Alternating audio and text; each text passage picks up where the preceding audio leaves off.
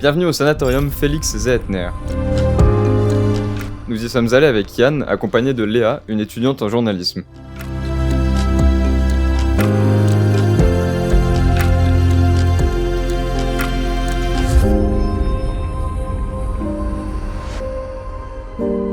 Nous allons dans cette vidéo vous proposer deux visions de ce sanatorium car nous l'avons visité à deux occasions, l'une en automne et l'autre quelques mois plus tard au cœur de l'hiver.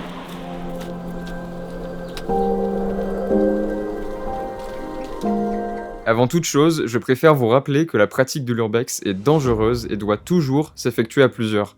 De nombreux endroits peuvent s'avérer périlleux et l'exploration peut vite tourner au drame si vous ne prenez pas les précautions nécessaires. Chapitre 1. La tuberculose.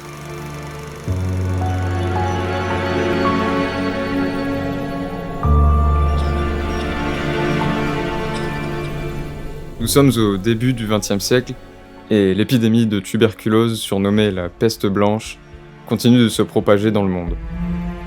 On évalue à plus de 10 millions le nombre de décès au cours du XIXe siècle.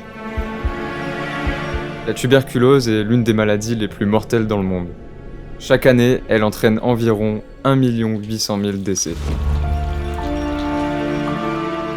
Les 2/3 des cas sont répertoriés dans les pays où l'accès aux soins est le plus difficile. Parmi ces pays, on retrouve notamment le Bangladesh, l'Inde ou encore le Pakistan. Durant le XIXe siècle, la maladie touche principalement la classe ouvrière, la promiscuité des lieux de travail et des logements favorisant sa transmission. Mais malgré tout, en France en 2020, la tuberculose c'est 4606 cas. Mais qu'est-ce que la tuberculose ? La tuberculose est une maladie qui touche principalement les poumons, mais qui peut toucher d'autres organes. Elle se transmet par voie aérienne et peut générer différents symptômes. Et si elle n'est pas traitée, elle peut entraîner la mort. Seul un traitement correct, traitement de 3 à 6 mois, permet la guérison. Ma mère me trouvait fatiguée, et c'est vrai que j'étais fatiguée, j'avais des mauvaises notes alors que j'étais pas une mauvaise élève. Je mangeais moins bien, j'étais pas bien.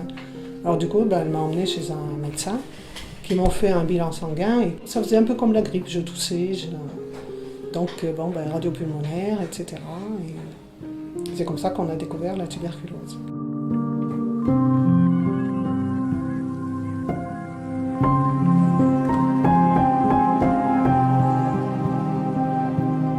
Maintenant que vous en savez plus sur la tuberculose, on va se pencher sur les lieux qui accueillaient les patients atteints de cette maladie. J'ai nommé les sanatoriums. Chapitre 2. Les sanatoriums.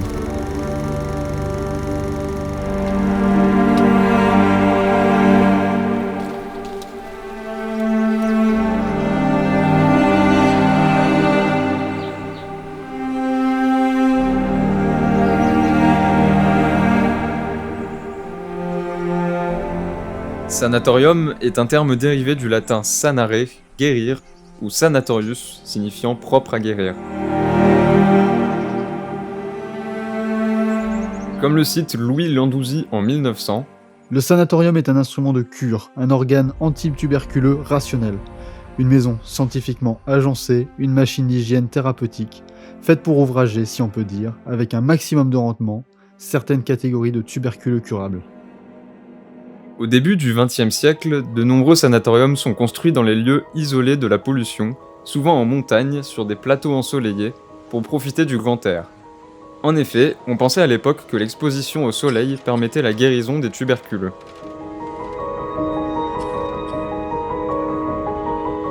L'idée du bon air, c'est une idée de bon sens. Il y avait quand même un autre argument un peu moins avouable, c'était que comme ces malades étaient contagieux, on préférait qu'ils soient loin des grandes villes. En France, ce ne sont pas moins de 250 sanatoriums qui sont construits entre 1900 et 1950, à une époque où la vaccination contre la tuberculose n'est pas encore répandue. Elle faisait peur, la tuberculose, parce que des années avant, c'était dans la mémoire collective. Elle y était. Elle faisait peur, puisqu'elle n'était pas traitée. Elle ne pouvait pas être traitée, il n'y avait pas de traitement.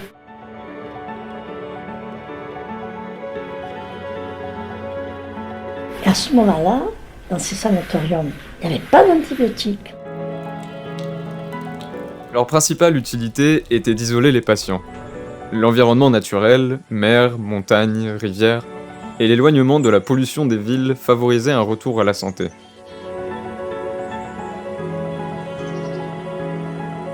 À l'intérieur, on retrouve souvent de longs couloirs avec de grandes fenêtres, toujours par souci d'hygiène et pour laisser l'air circuler le plus possible. Parlons maintenant de l'histoire d'un sanatorium de la Côte d'Azur. Chapitre 3, l'histoire de Félix Zehetner.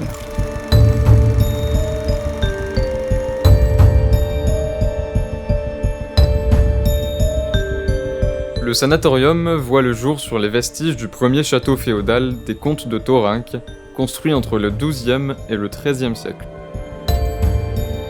Au départ, ce sanatorium est un lieu de résidence pour les moines des îles de Lérins, où ils peuvent venir se ressourcer, se recueillir et méditer dans le calme. En 1928, avec la recrudescence des cas de tuberculose, le monastère se transforme en sanatorium et commence à accueillir les personnes malades. Et ça aussi, cette nature, mec, qui avale la tour. La nature qui reprend ses droits, littéralement. Ah, c'est magnifique. Ça, on aime, hein. Donc là, on va vers la maison de poupées, exactement. Chapitre 4, la maison aux poupées. Donc là, on va rentrer dans la maison des poupées. Je suis jamais allé dedans, donc on va voir ce que ça donne. Surnommée la maison aux poupées, celle-ci appartiendrait au patron du sanatorium. En septembre 2006, elle fut la scène d'un terrible événement. Vous le disiez en titre, un couple pris en otage pendant 3 jours a été délivré hier par la police. Il s'agit d'industriels français qui ont été séquestrés dans l'arrière-pays niçois. Ils sont encore sous le choc. Les 4 ravisseurs sont en garde à vue. Apparemment, tout avait été minutieusement préparé. L'enlèvement, la séquestration et la demande d'un versement de plusieurs millions d'euros sur un compte occulte en Suisse. Leur propriété témoigne à elle seule de leur statut social. Le matin du mardi 12 septembre, Bernard Guiglion, un riche industriel niçois, est enlevé avec sa femme Catherine à leur domicile. Vers 6h30, l'homme de 61 ans entend ses chiens aboyer anormalement. Pensant à un troisième homejacking, il sort vérifier la présence de sa voiture et se retrouve face à 5 individus cagoulés qui se jettent sur lui, l'assommant avec la crosse d'une arme. Alertée par les cris de son mari, sa femme tente de se munir d'un fusil dans la cave, mais surprise par un des malfaiteurs armé d'un fusil à canoncier, elle est vite désarmée et le couple subit alors un passage à tabac dans le salon. Les yeux bandés, le couple est entraîné dans la camionnette des ravisseurs et conduit jusqu'à la maison, isolé de tout. Durant 3 jours, ils vont vivre un calvaire. Le malfaiteur, masqué, menaçant le couple avec un couteau, ordonne à Bernard Guiglion d'appeler son conseiller financier pour virer une grosse somme d'argent sur un compte ouvert à Genève. Bâillonné et allongé sur un matelas à même le sol, le couple survit aux violences physiques et verbales des malfaiteurs durant 3 jours, craignant d'être abattus comme des chiens. Jusqu'au 15 septembre, jour où une vingtaine de policiers donnent l'assaut dans la maison pour libérer le couple, qui décrira cette libération comme un vrai retour des enfers. Chapitre 5, l'abandon. Mais alors pourquoi ce sanatorium a été abandonné ?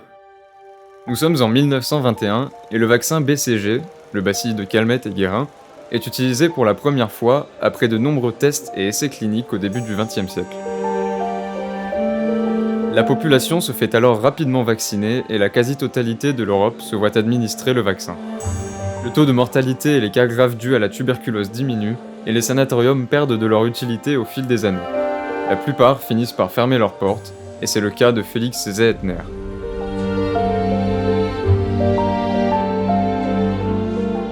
Le bâtiment est abandonné pendant quelques années au milieu du XXe siècle, mais il est vite racheté avec tout son terrain en 1968 par le centre hospitalier de la région. Après avoir servi de maison de retraite pour l'hôpital de Grasse, le sanatorium est définitivement abandonné en 1978.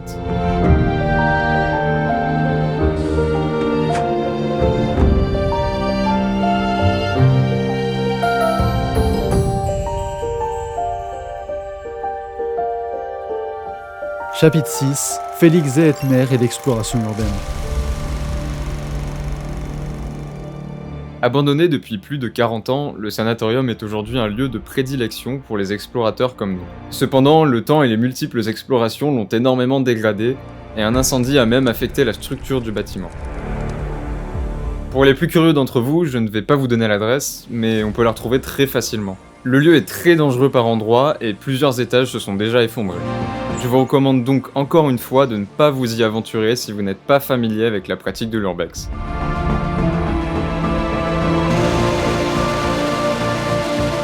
Nul ne sait ce que le futur réserve à cet édifice, peut-être une réhabilitation, ou bien encore une destruction complète. Beaucoup de mystères règnent autour de ce sanatorium. La légende raconte qu'il serait hanté, mais découvrir ce lieu, c'est l'aimer pour toujours.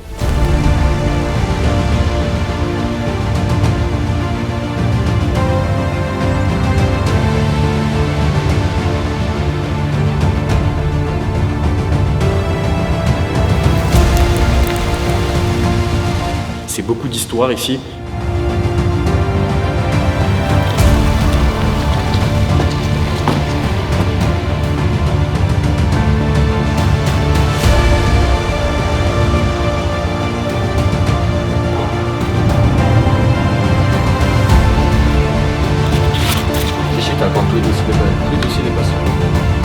Là, on a toutes les chaudières.